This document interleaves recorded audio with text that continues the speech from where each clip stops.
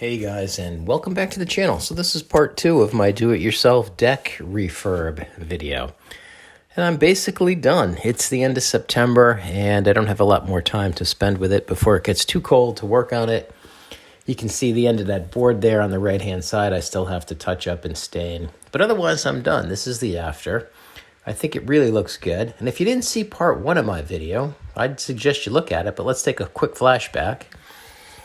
Here's the before. You can see that long span of railings with the board jammed underneath it. That's how the builder left it. Ridiculous.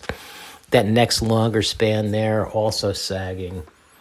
I had started some of the demo when I filmed this. You can see the condition of the deck boards. I had power washed and stained it a couple of years ago. It needed to be done again. Here's the terrible staircase. Out of code, way too steep.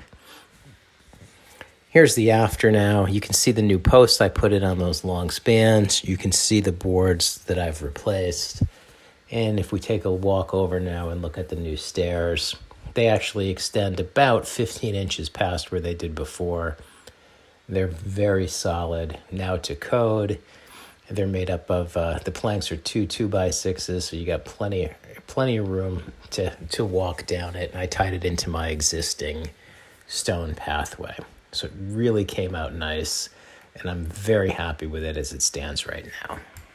So here's the old stairs, not to code, 2 stringers and 36 inches wide. You can see they end a foot short of the pad. There's a 2x12 laying on the pad to make up for the difference in the rise. Terrible construction. Here's my new version. They come out about 15 inches further. I had to pour a new pad and tie it into my existing stone walkway. The stringers, and there's 3 of them now, actually land on the pad. That little board I put in there as a kind of faceplate hangs off a little bit on the end. In reality, I should have made that pad just a little bit deeper, come out into the walkway. So there's one mistake for me. But otherwise, to code, very solid, and I'm really, really happy with the results. And you can see my dog Dolly is also happy with the results. And here we are about halfway through the staining process using Benjamin Moore semi-solid Arbor Coat stain. It's a heck of a difference, looks a heck of a lot better. The old wood really eats up the stain, so be prepared for that when you buy your stain. So if you're looking at a job like this and wondering what it actually took to get it done, this is 95% of the tools that I used. My Makita battery operated saw. All my Makita stuff is 18 volt lithium ion. Everything with that saw, with one exception I'll talk about in a minute. My old Makita drill and impact gun right here. You can see these things have got a lot of years on them. I treated myself to a Makita rotary impact drill to put some of the fasteners into the concrete. Oh my God, what a time saver that is. Wood drill bits that I used when putting in the posts. Obviously some regular drill bits for other holes. Tape that I used when I was doing the crazy two-tone work.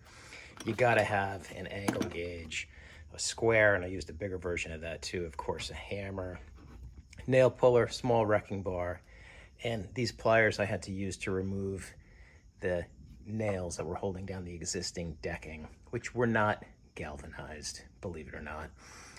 So taking them out was quite the project. A little bit of Gorilla wood glue. What you don't see is my chop saw, and I use that just to bevel the ends of the posts. And I also used a biscuit joiner, which you don't have to use, but everywhere where my top railing joined, I used biscuits and glue to tie everything together. Of course, a couple of clamps to hold things together as you're working on it. And that is really all there is to it. This is not out of the range of a do-it-yourself carpenter. And of course, I forgot to mention, you gotta have a level. There's my main level down here. Had this one in my pocket 90% of the time. When you're putting in those new posts and railings, you wanna make sure everything is plumb. And that's how I did that. And of course, for the staining, crawling around on the floor, knee pads make a big difference. Hey guys, so I just did the math. So I'm in terms of lumber, $854.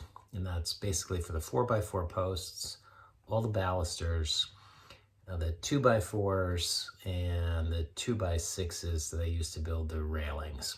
Then in addition to that, about $225 in hardware.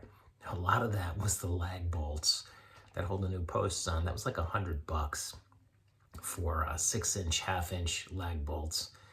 The rest of it was the decking screws. And then I spent about $180 in stain to get that two-tone look. And again, that was Benjamin Moore Arbor Coat stain. And we'll revisit this in a year and see how that's holding up. So all in, $1,259. Now, in terms of my time, I spent a lot of time doing this. I'm gonna say it was probably, 10 or 12 weekend days. And some of those were full days, some of those were partial days. It's been a while. When I started this, it was July. Now it's the end of September. So it took a little while to get it done. But again, I'm chipping away at it a little bit here and a little bit there. So certainly worth the effort. So that's going to wrap up this video, guys. Moral of the story is, don't be afraid to do your own work. I'm no carpenter. This came out pretty well. I'm really, really happy with it. My wife likes it, so I'm good with that. So that's it for today, guys. Thanks for watching. And subscribe if you like my content. Thanks.